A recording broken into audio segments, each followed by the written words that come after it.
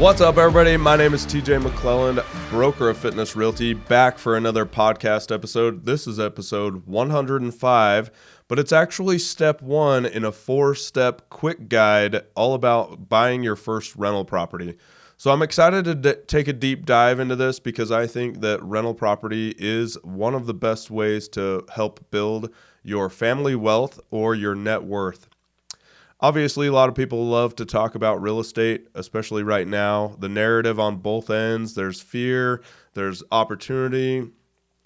The headlines are telling you lots of stuff all about interest rates. This is a crazy time. It is uncharted waters. A lot of times we've had these conversations about uncharted waters, but I feel like right now we don't have anything in the history of interest rates or market that even closely resembles what we're in today. And so I'm going to highlight a couple of those things before we get started on the rental property buying path. And the reason why I'm bringing up this conversation is because we are in those uncharted waters, and I want to make sure that you understand and are educated about those choices before I give you all of the ins and outs about buying a rental property. So the uncharted waters that I'm talking about is we are in the largest gap inversion of buying a home mortgage payment versus rental payment. And so just in my neighborhood right now, it costs about $3,200 if you have zero money down, or maybe $3,300, $3,400, depending on where you're at with credit, to purchase a $400,000 home, or $420,000, $440,000, somewhere around in there. However, in the same neighborhood, to rent that property is probably between $2,100 and $2,200, maybe $2,350 at the super high end of that. And so you can see there's a discrepancy of about $1,000, which is the largest gap we've ever seen in history comparative to mortgage payments of a new home versus rental payments of just renting that property. So that's uncharted area number one. Area number two is an uncharted waters that's really kind of an inflationary piece that we obviously are seeing, and we're witnessing it in history right now. But it used to be a long time ago, only about 2 times somebody's annual salary to purchase a home, and that home's value was only 2 times somebody's annual salary. That was a long time ago, probably almost 100 years ago. However, in today's environment, you need anywhere from 6 times your annual salary, not need to qualify. I'm talking about the end price or the purchase price of a home comparative to your annual salary. Right now, you need about 6 times to even upwards of 15 times your annual salary to match that purchase price. That would be your high-end markets like Los Angeles, of course, New York. So those are kind of few and far between. But even in Utah right now, in our backyard, you might need 5 to 6 times your annual income to match that purchase price.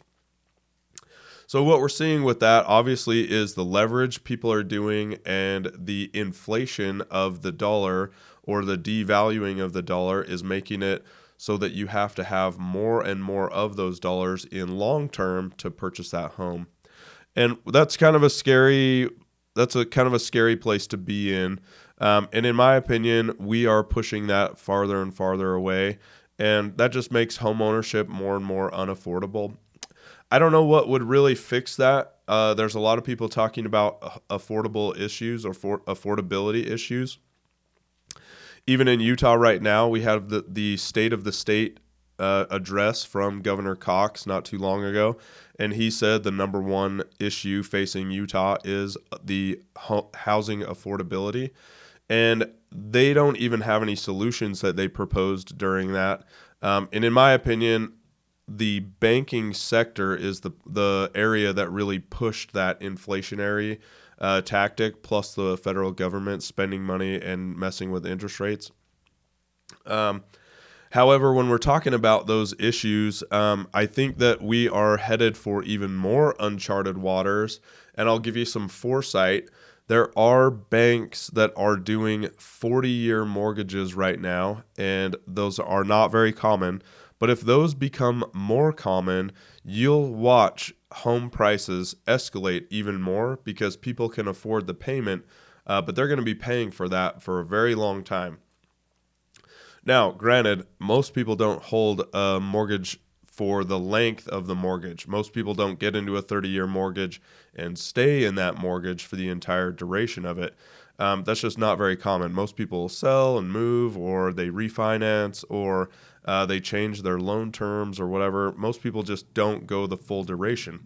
So even in a 40-year mortgage, I think that's the same case. Nobody's really going to hold those for the length of the 40 years. However, since the payment will become smaller because you chopped it around or chopped it up even more over 40 years, that purchase power the purchase power of that borrower will go up because they can afford that payment. So that's why I say I think you're going to see prices escalate even more if a 40-year mortgage becomes the normal. Okay, so enough about uncharted waters. You guys are here for the 4-step quick guide about rental property, so let's dive in. Step number 1 is all about getting pre-approved. So if you want to get pre-approved for a rental property, step 1 is to just message me. I'm going to send you a bunch of names that are from our best lenders that can get you pre-approved today, tomorrow, whenever you actually call them. And that is really the key to the first step. Have a professional that understands the banking side, run your credit, run your assets, run all of your liabilities, equities, understanding what your financial picture looks like. That person is the professional that can help you understand if you're ready to take on another asset like a rental property. So that is step 1, but I'm going to show you like a small little dive into what the pre-approval process looks like from my end. Obviously, I'm not the professional on the banking side. So like I said, step 1, message me. I'll get you in contact with our best lenders. But I'll give you the kind of a water skiing overview really fast. So if I'm looking at the documents that you need for a mortgage pre-approval, I just pulled up a list straight off of Google, but this just gives you an overview. So you might need, you'll probably need pay stubs from the last 30 days. That's something that a lender is going to ask you for. You're going to need your tax returns, either from a W-2 job or you'll need your CPA to prepare all of the financial documents. You'll also need your bank statements from the past 2 months. Most of the time, they just are making sure that those deposits are going into your accounts. You're going to need employment information or verification. If you're a VA borrower and you're about to buy a rental property and you're doing what we call house hacking, then you'll need your certificate of eligibility as well. But that's a completely different topic for VA. You're going to need your business records if you're self-employed. So like obviously for me, in my self-employment route, it is more difficult to get qualified for a pre-approval process to purchase a rental property. However, it's not impossible. Obviously, there's a lot of self-employed people out there. And so you won't be the first person that walks in and says, "Hey, I'm self-employed and I don't know what I'm doing to purchase this rental property. Can you help me?" Obviously, that road has been paved by a lot of self-employed people. You'll need other sources of income, all of the bank statements for those, or possibly your 401k statement, stuff like that. They really want to make sure they have the full picture about what you look like as a borrower. You'll also need account statements from your 401ks or IRAs or CDs, obviously, or mutual funds. You'll need a down payment gift letter if you're going to use one. I know that in Utah, specifically, this area has the highest use of a gift for a down payment for a borrower in any other state. And I don't know why that is. Maybe it's because we have more kids, or maybe we have more adults with money that want to help their kids move out. I don't really know what the scenario is there, but I had a banking professional say that Utah uses that gift letter more frequently than any other state out there. And they actually started looking into those gift letters and seeing if they were fraudulent. So be careful on using that. Obviously, just make sure you're doing it in a legitimate way, and make sure that you're using it in the appropriate channels. All right. You'll also need information on the other real estate that you own. So if it is your primary residence, obviously the bank's going to want to know about that. If it's any other rental property, they're obviously going to want to know about those as well. You might need loan statements for the past 60 days on all of your auto loans, credit cards, personal loans, anything like that. You'll need the rental history, obviously, of your rental income from those other rental units if you have those. If you don't have those and you are about to buy a rental property or use the house hack term, like I said, and move out of your primary residence and turn that into a rental property, then the bank will use a suspected income or a suspected rent value from that home, and they'll comp it. And then they usually use 75% of that number so they can stay really conservative. But that is a great way for you to show extra income from the possible or from the new rental or the primary residence that you're about to move out of and turn into your rental. Obviously, you'll need your identification, so you'll need a driver's license, social security number, or social security card if you need that, and then any recent residences and tenure at each. So obviously, there is a ton of documents that go into getting pre-approved. For those of you that have gone through the home buying process, you already know the lender's calling you 3, 4, 5 times during the transaction to get more documents from you or verification of bank statements or a new W-2 or a new pay stub. There's just a lot that goes into that. And honestly, it is good that they do all that because it protects the bank from this investment and makes sure that you are a good candidate to be a good borrower. So that's kind of the documents into the pre-approval process. Now I want to move into what you need to actually have for a pre-approval letter for an investment property if you're not going to make it a house hack. So if you're going to do it for an investment property, it feels more like a whole person concept of more of your financial transactions put into one basket. And so the thing that I want to bring up on here is that it really is kind of a whole picture.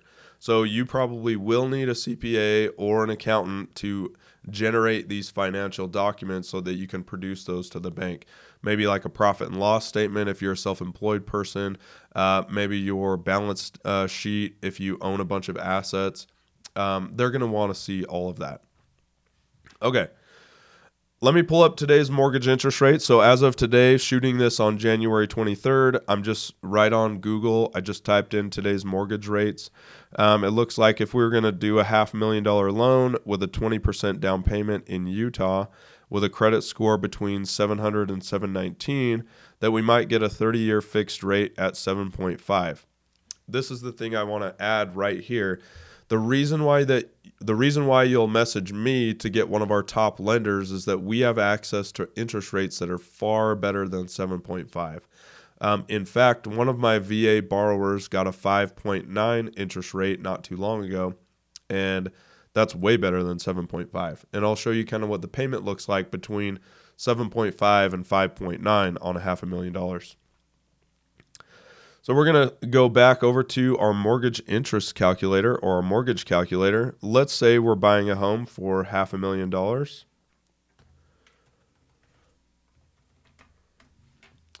And our interest rate is 7.5, like I said, from Google, just doing that straight away. One caveat to add right here is that every person is different. And so these interest rate calculations are very, very different based on people's credit scores, history, all sorts of stuff that can be really different. We're going to do a 30-year term, of course. Down payment, we're going to put 20% down. Let's do that over here. 20% down. Property taxes, let's just say they're $2,000. I love living in Utah. We have one of the lowest states in property taxes. If we lived in Texas or New Jersey, they are a crazy high. Homeowners insurance policy, let's just put $800. And then let's just calculate this thing.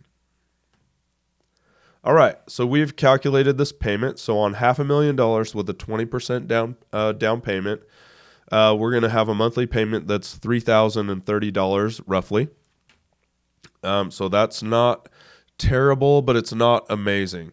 Like I said in the beginning, we are in those uncharted waters. So if you were going to buy a $500,000 house with your 20% down, your payment's going to be $3,000. But for that same $500,000 house, most of the time the rent is going to be like $2,300. So you're really saving some money in there, and that's where in Utah's market it is just really strange right now. So all right, let's kind of adjust this though really quick because I want to adjust the pre-approval to our 5.9% interest rate. Let's just see what that looks like. All right, new calculated payment, $2,600. So that saves you roughly $500 right off the top by texting me and getting one of our lenders that is really good at their job to look at your finances instead. Okay, so you're probably wondering if this is your first house or if this is going to be your first rental and you don't own a house right now. The easiest way to do that is to buy a home that has a mother-in-law basement or buy a duplex, which duplexes are really kind of tough to close on right now in Utah. However, they are out there. But like I said, the easiest way, in my opinion, is to do a mother-in-law basement. Okay, so that's kind of the topic all about the pre-approval process. Like I said in the beginning, though, just have one of my professionals look at your financial picture and see if you're ready to handle a rental property. That would be the best way. All right, this has been step 1 of the 4-step quick guide all about buying your first rental property. Stay tuned for steps 2, 3, and 4 so that you can get your first rental. All right, my name's TJ McClelland. I'm the broker of Fitness Realty. This is the Fitness Realty Podcast. If you like this episode, please like, share, and subscribe down below. I love you guys. We'll see you next time. Bye.